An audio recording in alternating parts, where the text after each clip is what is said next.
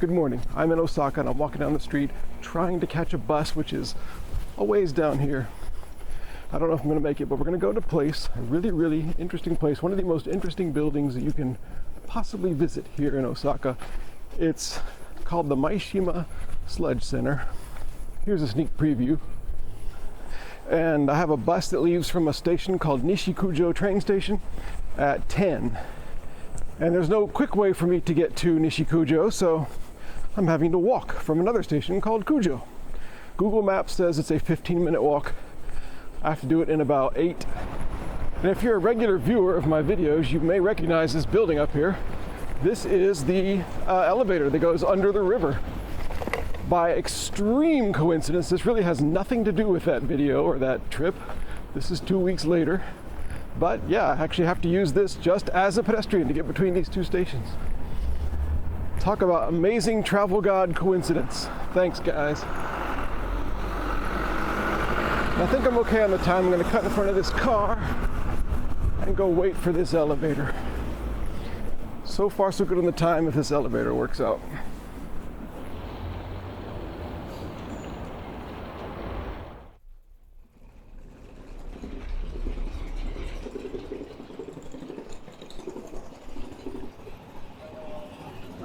Konnichiwa. By the way, on the video that I did from here, somebody asked what these little spikes on the ceiling were. They're like bolts. Bolts from whatever's holding this up with little plastic rubber coating on them. Okay.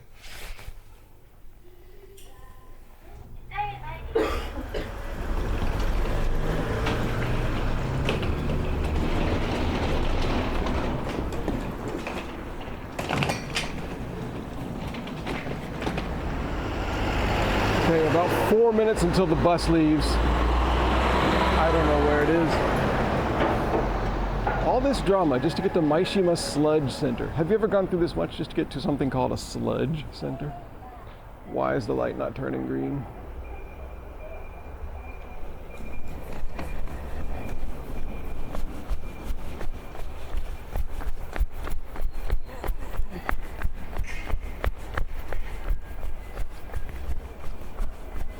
I'm not normally a jogger, but I guess I am today. Whew. Uh-oh. Cool it, it's the fuzz.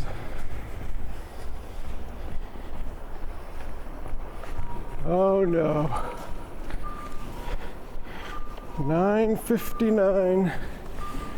I don't see any buses. Oh.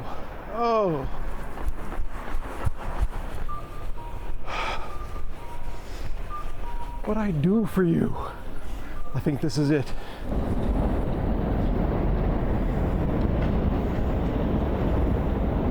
No, I don't think that's it. I think that's going the other direction. I don't see a bus going for where I want to go. Okay, I finally checked the map. Apparently it's around the corner up here. My only hope is that the bus is about 5 or 6 minutes late. So I'm going to jog down here and we'll see. It's not looking good though. The next bus is in an hour. So I would have to kill time for an hour if I miss this bus. People rave about the trains in Japan, and rightfully so.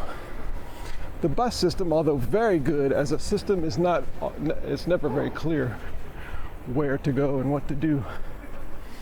So my bus is 81 from Nishikujo stop. 81. This is Nishikujo. I think I missed it.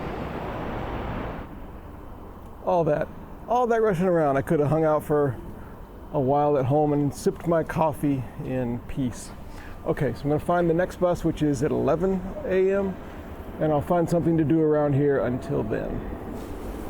Okay, sudden, very last minute change. I'm getting on bus number 59, which goes near there. So it goes kind of near the Maishima Sludge Center, and I can walk over a bridge. I hope the bridge can take pedestrians. It's not just for cars. We'll try to get there that way.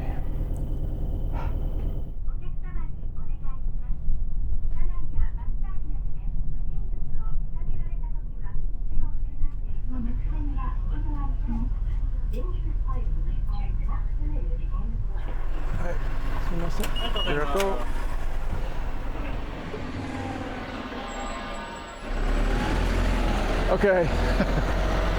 All right, I am somewhere.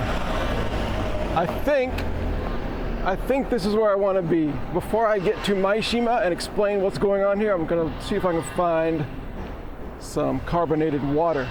How about this one over here? Whoa, I'm gonna get run over. One of my beloved industrial areas. My ongoing fascination with industrial areas continues. This is perfect for me.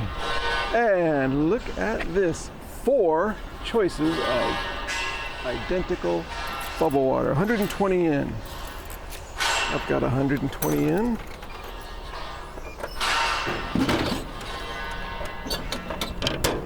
Okay, got my water. Now I have to walk somewhere over a bridge, if I can. We're gonna go to finally the Maishima Sludge Center. So the bus I got, this island I'm going to, Maishima, like my island, it's a man-made island, and it's way out here, way beyond where the trains go. There's no train or subway that goes out here for Osaka City. It's just this area. It's just industrial stuff. There are a few locals I've seen like jogging by the water here, but it's right on the bay, in the bay, Osaka Bay. And this place, this Maishima, it's 2 big buildings that are decorated and built to be very, very strange. So the bus number 81 that I wanted goes right to the island, to the center of the island. But I missed it, so this bus I took kind of stays here on the mainland, and you have to walk to it. Okay, I see it ahead. Can you see those towers? There was only one person on the bus besides me by the end. This is way out here. I was hoping she would get off and I could say, everybody got off. I'm the only person on this bus, but she wins. I don't know where she's going. I think there's only one more stop, so she's going to the very final stop, the Osaka Yacht Center or something like that.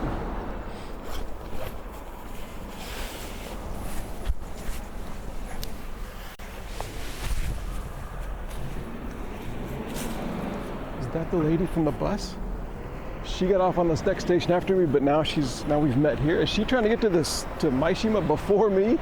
That's not happening. Come on, lady, it's on. All right, I think she's eddied out onto the wall, so we're safe.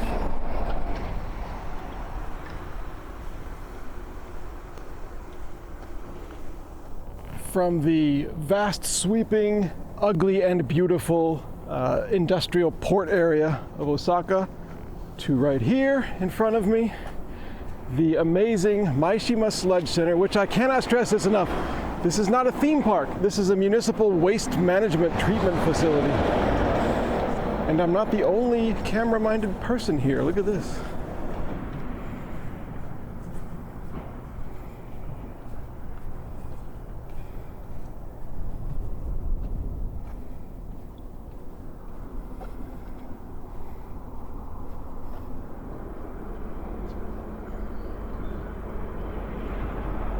All right, we're about to touch the ground of Maishima at the end of this bridge.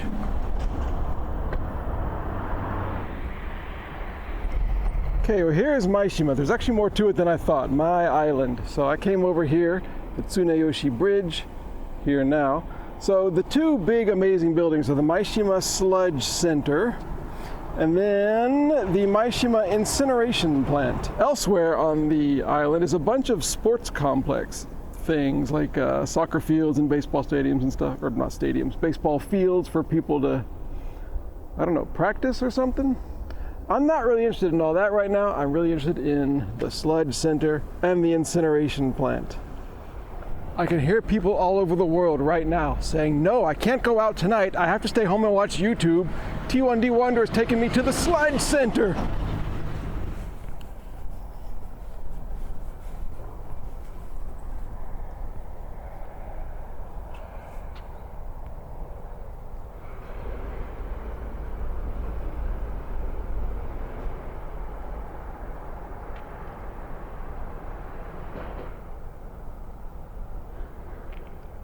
I've been to this place once before, years ago, I think, just for a quick picture though, and I didn't stay very long. So I still don't know much about the place. I think there is a plaque somewhere that explains more about what all this is and why it was designed to be so unbelievable. So if I find that plaque, I'll figure out more about this place. But for now, there's not much I can add by speaking. So I'm just going to let the images I can take around here do the talking. So enjoy this little montage of the Maishima Sludge Center and its amazingness.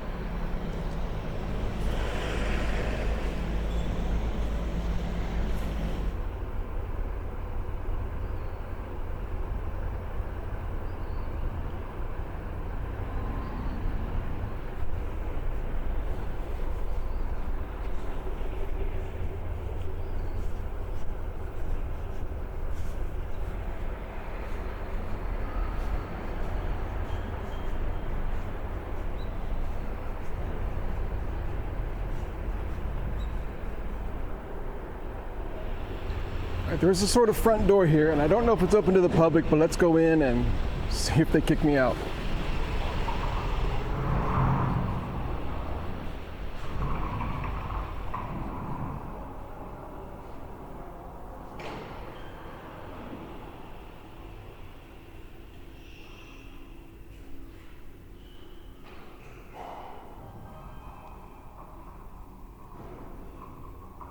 Here is Master Hundertwasser's message. I think he's the one who designed all this. We must live in harmony with nature. We must give back to nature territories which we humans have illegally occupied, and we must give back the dreams to humanity. Without longing for a better, more beautiful world, we cannot survive. May 1997, Hundertwasser. And here he is, Mr. Hundertwasser himself. And there's a cool tunnel and English explanations.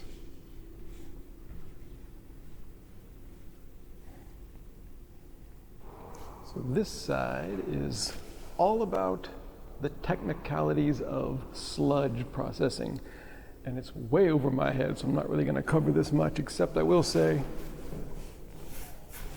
molten slag has its own little cute frog character, so, you know. What else do you expect here in Japan? This side is all about the construction of this building and the concept behind these buildings by this guy, Friedrich Hundertwasser.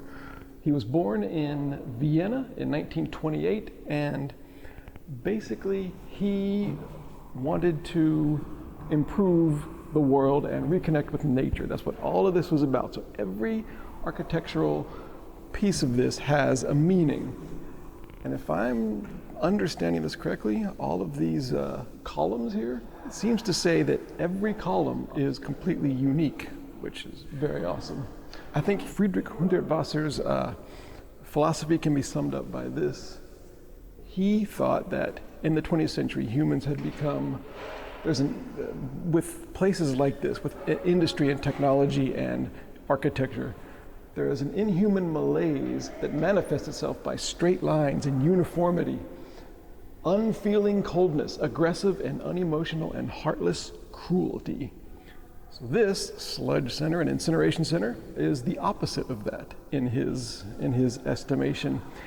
So every little thing has a meaning. We'll try to talk about some of them again when we go back outside and see the outside of this, but it's all supposed to be sort of mirroring nature and inspiring humans in various ways. And I know what you're thinking, yeah, Jeremy, but is there a periodical about the Sludge Center? Well, yes, there is. Here it is, the Maishima Sludge Center Molten Slag Quarterly.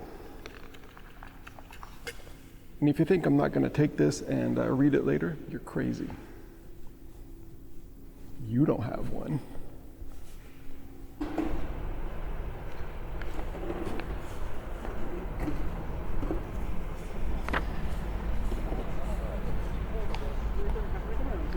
So all of these individual posts are unique, and they represent trees.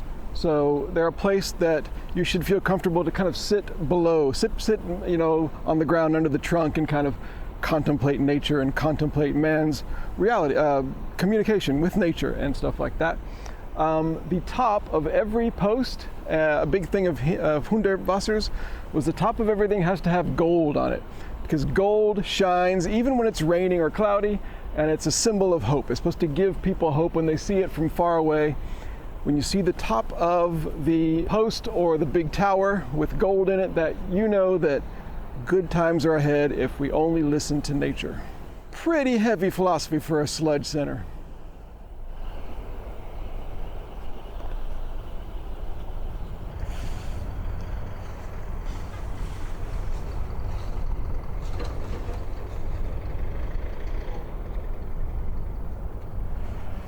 Say, is this the actual sludge stuff itself?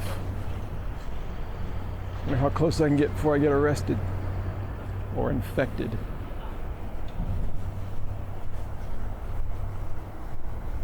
If you can see behind me, imagine this. Someone's life, someone that works here, their life is to come here every day, do work here, and they get here on motorcycle.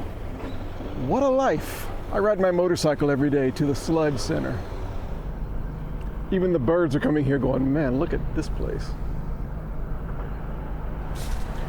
I was just sitting in the little gazebo here, reading up on Melted Slag Monthly, as one does, and I actually learned stuff.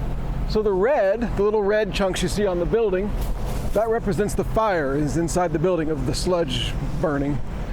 The blue, that represents the sky and the water of the Osaka Bay area.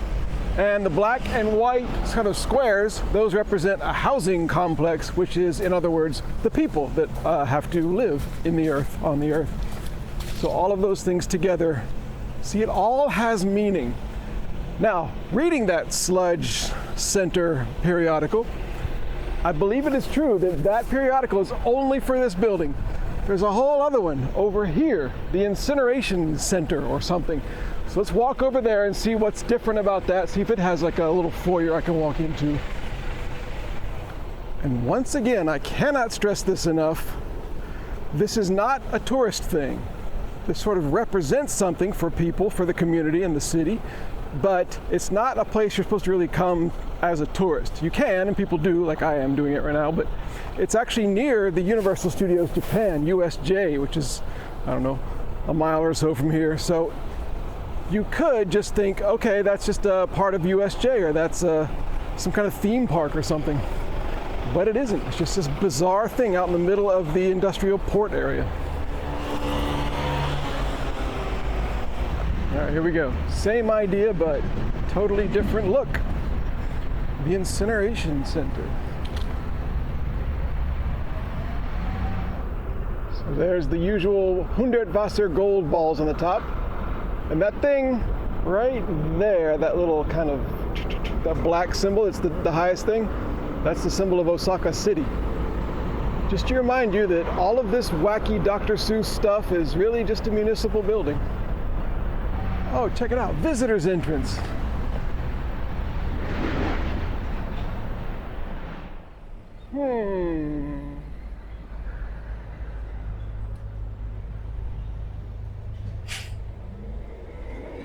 Oh no, don't tell me the Incineration Center is closed. That's a sentence I've never said in my life.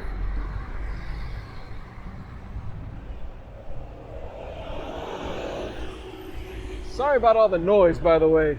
Lots and lots of trucks around here. Nothing I can do about it. Well, that would be the entrance to the Incineration Center. Seems to be closed. Boo. Oh, I was wondering about this. Hundertwasser died in 2000, at the ripe old age of 72. And what a legacy.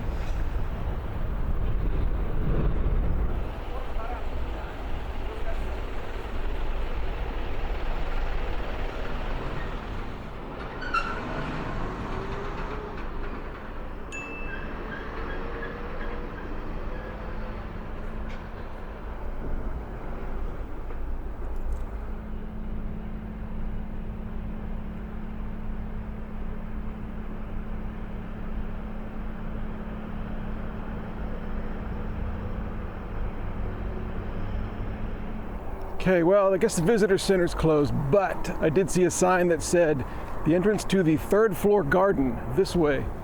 And I went to like this little dark doorway. I don't know if it's actually open to the public, but I'm gonna go see what happens. I'm gonna go try it.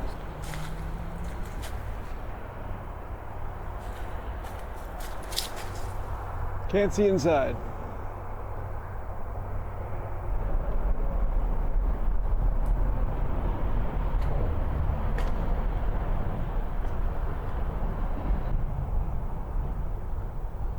Entrance to garden, third floor, this way.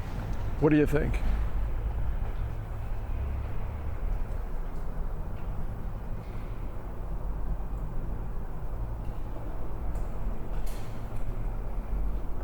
Even the stairs, not exactly straight. Hundertwasser thought of it all.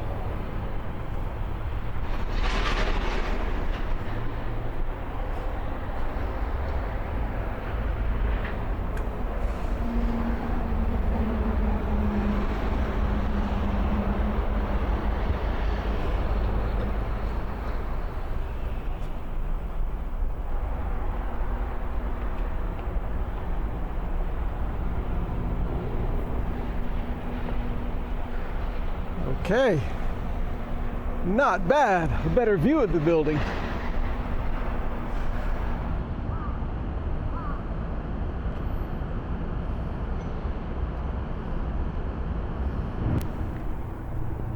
Okay, I'm gonna end the video here. This is as far as I can go. The yellow chain has spoken. But wow, what a place, what a pair of places. The Sludge Center and the Incineration Center. So, I hope you enjoyed this trip to something that obviously I cannot describe any more than the building can describe itself. So I hope you enjoyed this. Thank you for coming, and I'll see you on the next adventure.